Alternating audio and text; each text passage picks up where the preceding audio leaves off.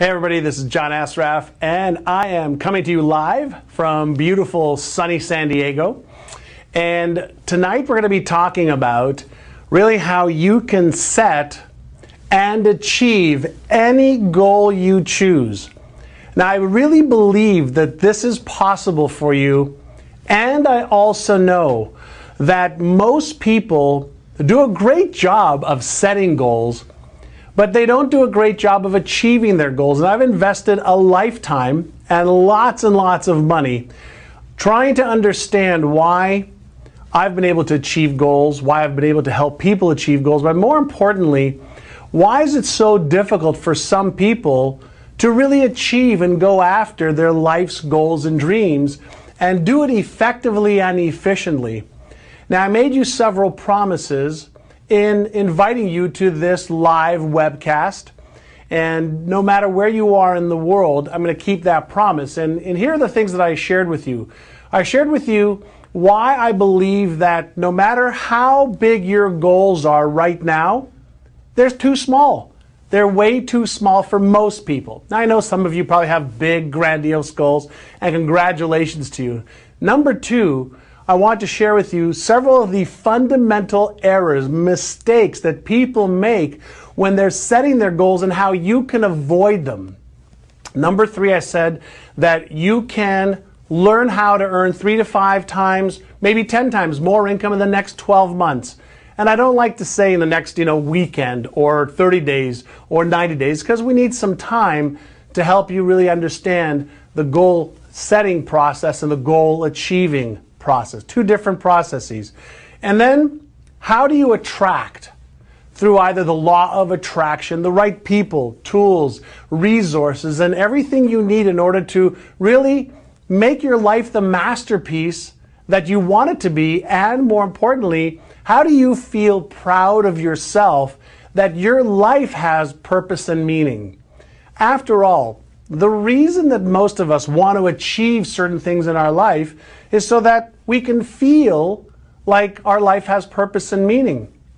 And what I can share with you is that my journey to learning how to set and achieve goals came around 31 years ago when I was 19 years old, and I was getting myself into an enormous amount of trouble in Montreal, Canada. I quit high school when I was in grade 11. I hated school, and they didn't really like me very much there either. But I knew that I had something within me that I really wanted to achieve success. My dad was a cab driver.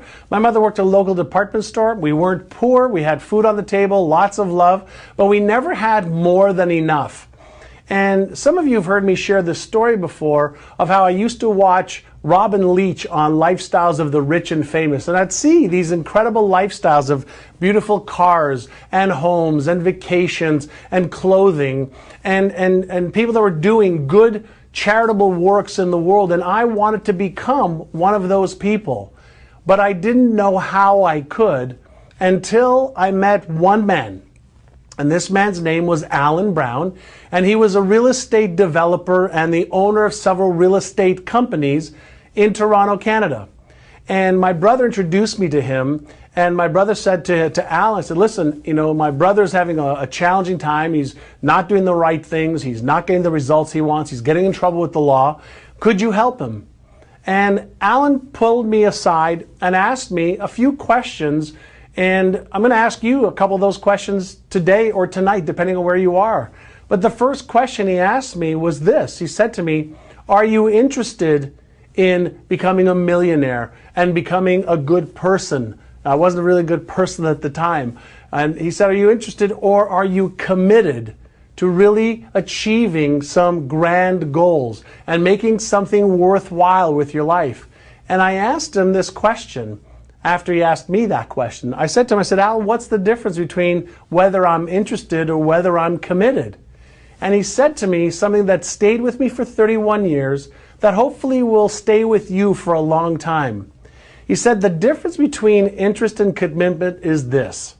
He says, if you're interested in achieving your goals, if you're interested in becoming wealthy, if you're interested in having a nice physique, if you're interested in having a great relationship, if you're interested in those things, you won't do what it takes. You'll do what's convenient, what's easy, and what everybody else does. He said, however, if you make the decision to be committed, then you will be able to achieve whatever goals you want to achieve no matter what. He says, because you'll learn what you need to learn.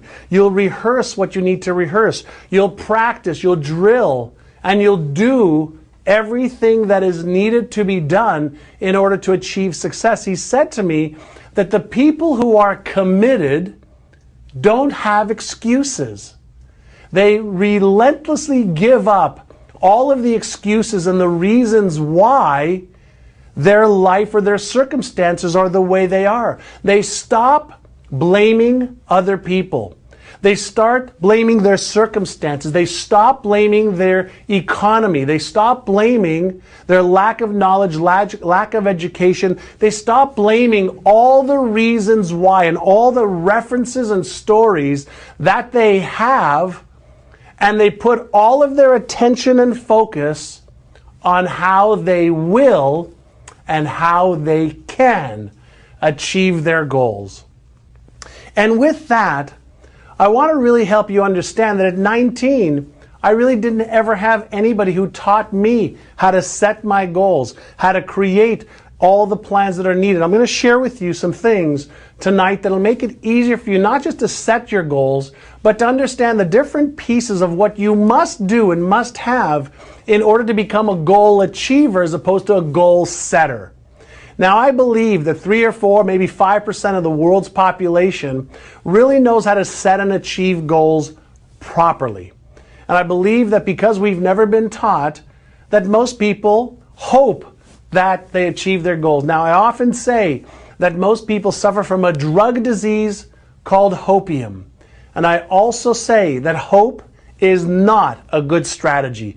I want you to have big goals, big dreams, but I want you to back it up with a process and a way to achieve those goals and dreams so that it becomes more of a reality than a dream, more of something that's a probability instead of a possibility. So how do you do that? How do you really make the jump, the leap from a goal setter and hoper and dreamer and wisher to somebody who actually is an achiever? Well, one of the first things that Alan Brown said to me was that at the pyramid of your goals, you have to start with absolute precision on exactly what it is you want to achieve. So if you think about your goals as your bullseye, what is going to give you the focus of exactly what you're committed to achieving in the different areas of your life? So you look at what specifically do you want to achieve in your health. And so you can have spiritual health, physical health, emotional health. What is the bullseye? How will you know when you've achieved your health goals? Okay? The reason I want you to be so precise is for two reasons, number one. Number one, when you are precise and exact in what you want, you're giving specific instructions to your brain on what to focus on.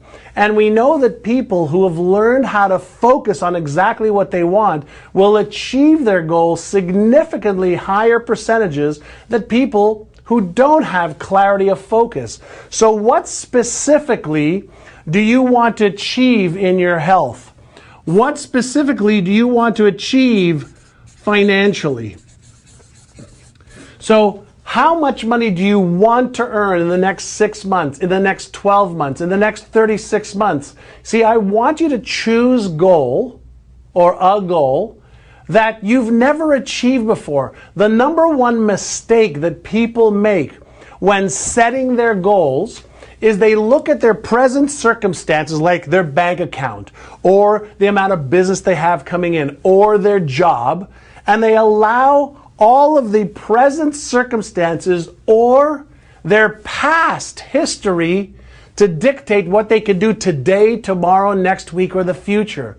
So mistake number one is do not allow your past or present circumstances to control your thinking or your goal setting part of this process. You cannot do that, because when you look at what you've got, or you look at the economy, you look at the past, and you focus on that, you are neurologically, physiologically, biologically, and everything else you can think of, creating more of the same. So what I want you to do is I want you to set a goal you don't know how to achieve. I want you to set a goal that actually scares you a little bit. How do I know and how do you know when a goal scares you? You're going to feel uncomfortable. You're going to feel doubts and fears and maybe even a little anxiety, which means you're out of your comfort zone. That is good, not bad. So number one is you start with specific goals for health, for your finances, for your debt-free day. What day are you going to be debt-free? What's your net worth going to be? What about your spiritual goals? What do you want to achieve spiritually? What do you want to achieve in your business or career, specifically and precisely? What are you going to achieve in your relationships? What are you going to achieve in your legacy, your charitable contributions of your time and finances? So when you start with setting goals, the number one most important part of achieving goals is setting the perfect bullseye of exactly what you want to achieve.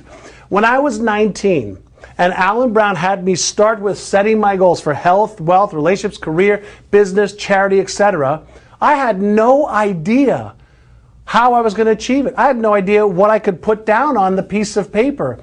But he said to me that just the act of writing down what you want to achieve will send a neurological message to your brain. And if you focus on that every single day, and you walk through the process I'm going to show you in just a moment, you'll be able to get your brain, your emotions, and your body in line with these goals. And then that's when the magic starts to happen. So number one is clarity and precision of exactly, specifically what you want to achieve. It'll have amazing neurological implications. And for those of you who are into the law of attraction, at the end of this, I'm going to share with you something a little bit different than the law of attraction, but it's the law of your brain. It's the law of how the universe responds to the 100 trillion cells in your body when you focus on what it is that you want. So step one is the clarity, precision of exactly what you want, and you never, ever, ever allow your old circumstances, your old reality to come into play when you're setting a vision for your future. So that's step number one. Now over here I've got S, T, and P, and that's not some company. S, T, and P.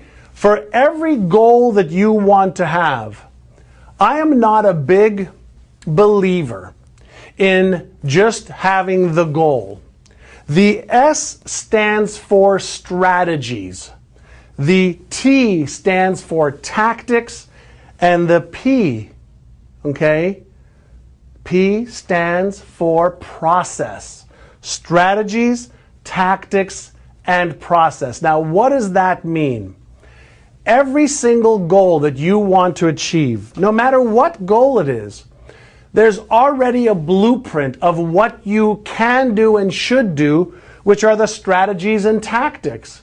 And there's a process by which you can follow. So for example, if you want to lose weight, there is a strategy that you can implement around what you should eat, how much of it you should eat, when you should eat it by. There are tactics that you can utilize every single day in order to accelerate your metabolic rate. There are tactics that you can utilize in order to speed up your weight loss process. By the same token, if you want to earn 2 or 3 or 4 or 5 times more income than you're earning right now, you have to A, focus on that, and you have to develop a plan of strategies, tactics, and process.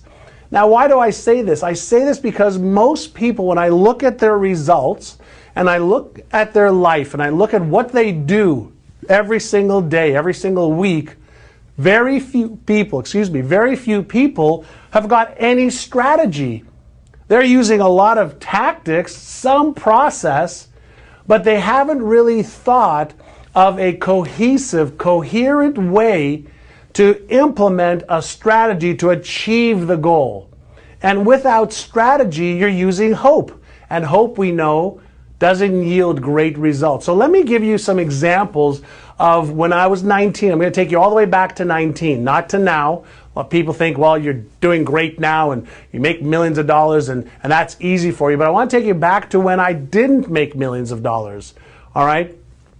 I set a goal back when I was 19 to make $30,000 a year. And my strategy selling real estate, okay, was to call 100 people a day. 100 people a day. The tactic that I used was to offer them a free home assessment and to offer them, for us to bring our clients to them. And the process that I used was that every day I would cut out the numbers of people who were trying to sell their home privately, or that homes were for sale that had expired with another real estate company, or I would take the telephone, yellow pages, and I would go through name number 1, the name number 2, name number 3, name number 4. So the goal was $30,000 in a year. The strategy was the telephone sales. The tactics was to try and get in the house to introduce our company, introduce our buys there. And the process was 100 calls every single morning between 8:30 and 10:30, 11 o'clock. And so it wasn't a matter of rocket scientists. It was a matter of doing the right things in the right order every single day.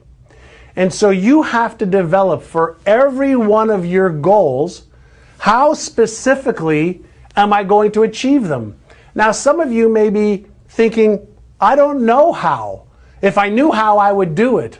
And that's not the truth, because you already know how you could be doing things differently. You already know what you could be and should be doing differently, but you're not doing it. That's going to lead us to the second part over here of what is it that you have to develop. So you've got to have your goals, you've got to have your strategies, you've got to have your tactics. So strategies are what you need to do, tactics are how you need to do it, and a process is just a system to follow over and over and over again. Hopefully that makes sense so far.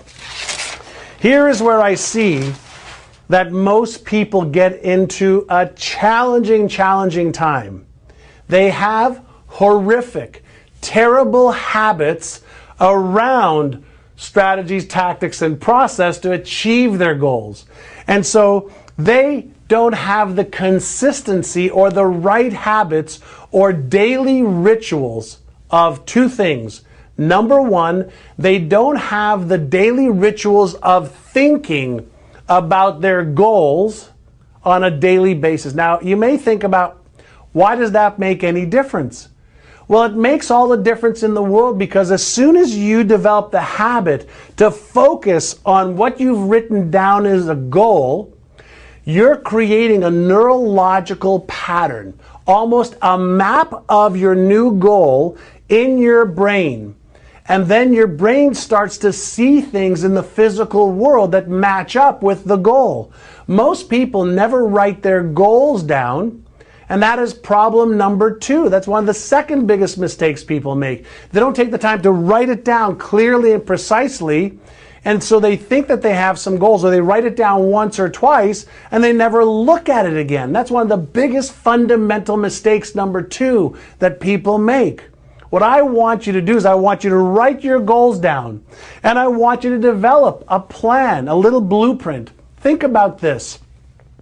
If you were to get on an airplane and you wanted to go from where you live right now and you wanted to go across the ocean somewhere, wouldn't you demand that first you have the destination, the goal, and then secondly, that the pilot and the airline would have the strategy for how to get you there, the tactics to how to get you there, and the process to make sure that everything was safe? And wouldn't you want them to have the habits of going through this checklist and focusing on exactly where they wanted to get you to and what the process was every single time? Well, what I've found is most people don't have the right daily habits or rituals to achieve the goals that they want. They have hopes and dreams, but they're also locked in a habit loop. And a habit loop is something that you just get accustomed to doing every single day. Now, for the most part, yours and my brain is really lazy. And for those of you who know my work, I'm all around the neuroscience of maximum achievement, the neuroscience of how do we get people to think differently, how do we get people to behave differently, and most importantly, how do we get people to create the habits that are duplicatable and replicatable every single day. And one of the things that I can share with you based on the latest neuroscience research is that the habits that you have right now are specifically geared towards helping you achieve everything you've achieved right now. So if you want to break free to 2 or 3 or 4 or 5 times more income, or a different, weight, or a better relationship, you have to break the habit loop that is causing you to think and behave a certain way. And let me share with you a very simple process. Every day when you wake up, whatever time it is, certain things are triggered, and you have the same triggers that causes the same routines that give you the same rewards. So you have a trigger, a routine, and a reward. Now, what is a trigger? A trigger can be waking up. A trigger can be the phone ring. A trigger can be you wanting, coffee, okay? Because you're used to getting coffee every single morning. Well, if you can learn that all habits are triggers, routines, and rewards neurologically. Something triggers you thinking a certain way, something triggers you behaving a certain way, and that behavior gives you a reward. When you understand how to identify your triggers and you understand how to change your routine, all of the latest research suggests that we don't have to change the trigger or the reward. But if you can change the routine, then you can keep the ends of the trigger and the reward the same. So what does that look like? So let's say you wake up in the morning and the first thing you do is you look at your cell phone to see what emails you've got coming in. So why would you do that? Well, you've done that, or you do that because you're habituated to doing it. So there is a trigger, a routine, and a reward. So every time you look at it and you communicate, whether it's text or whether it's responding to an email or checking the news or a sports score that you like, something triggers it, you pay attention, you do the routine, and you get the reward of getting that satisfaction, that satiation point. Well, one of the things that we know you have to do in order to earn 2 or 3 or 4 or 5 times more income is you have to break the habit of being yourself. All of your habits you have garnered and gained over the last 10, 20, 30, 40, 50 years. And so in order to achieve a different result, you have to break the habits that have got you thinking and behaving the same way every single day, every single week, every single month. If you set goals and you create the strategies, the tactics, and the processes, these are all left brain, we call deductive reasoning abilities or imaginative abilities. But the habits are what drives the behavior every single day. And so when we talk about achieving goals, this part of the equation up here is the setting of the goals and setting of the plan. Most people stop right over here. Or they think that if they set their goals, that habits are going to automatically follow. They don't for longer than a day or 2 or 3 or 4, because all of the decisions and the behavior for a day or an hour or a week is based on willpower. And most people don't understand that willpower and habits are tied together. and you create a habit loop, a willpower loop. And when those triggers are triggered and the routine is the same and the rewards are the same, you never break the habit loop. And so what you've got to do is understand what triggers your behavior. How do you change the routine? So let's say you get up every day and your reward is, feeling a little bit of energy and a spark when you're drinking a cup of coffee. Well, what triggers it is usually you wake up and you go downstairs in your home or to wherever you go for coffee, and you go through that routine, and then you get that reward of feeling a little perk and a little bit more alive. Well, let's say you had that trigger for having coffee. Instead of going to get coffee, what you can do is replace the routine by going for a 2-minute walk somewhere else and still getting the reward of feeling invigorated by going for a walk. So you replace the routine to change the habit. If you do that for a day, a week, a month, you start to develop a new habit. Now, what you want to do is develop the new habits that'll make it easier for you to implement the strategies, the tactics, and the processes. And you have to develop something called awareness first. You have to develop the awareness, of what is the trigger, what is the routine that I am engaged in right now. If you don't develop that awareness, then you're going to be a creature of habit. And if you're a creature of habit, you're just going to get more of the same. I hope this makes sense. So goals, strategies, tactics, and processes, and you have to back it up by a change in behavior. You have to become the person who can achieve that goal in your mind, in your awareness, in your routine, and most importantly, in your day-to-day behavior. All right? That is part number 3. Part number 4 is something that's a little bit more complicated, but very, very understandable. And this is what we call your beliefs. Now, many of you have heard me talk about beliefs for the last several years because I've been fascinated with what causes our behavior, what causes our perceptions, what causes one person to say, yeah, I believe I can achieve those goals, but they don't behave in line with achieving those goals. And they do this over and over and over again. Well, what I've discovered is that there's 2 types of beliefs. And if I'll ask my team to get my pen over there, I'll write it down for you. There's 2 types of beliefs that we have. Thank you. The first belief that we have is called an explicit belief. Now, an explicit belief is a belief that you and I could basically say to each other, I believe I can achieve that. I believe I can make 2 or 3 times more money. I believe I can lose weight. I can believe I could be in a happier relationship. I believe that I deserve success. I believe. That's explicit, external. We can declare it, we can talk about it.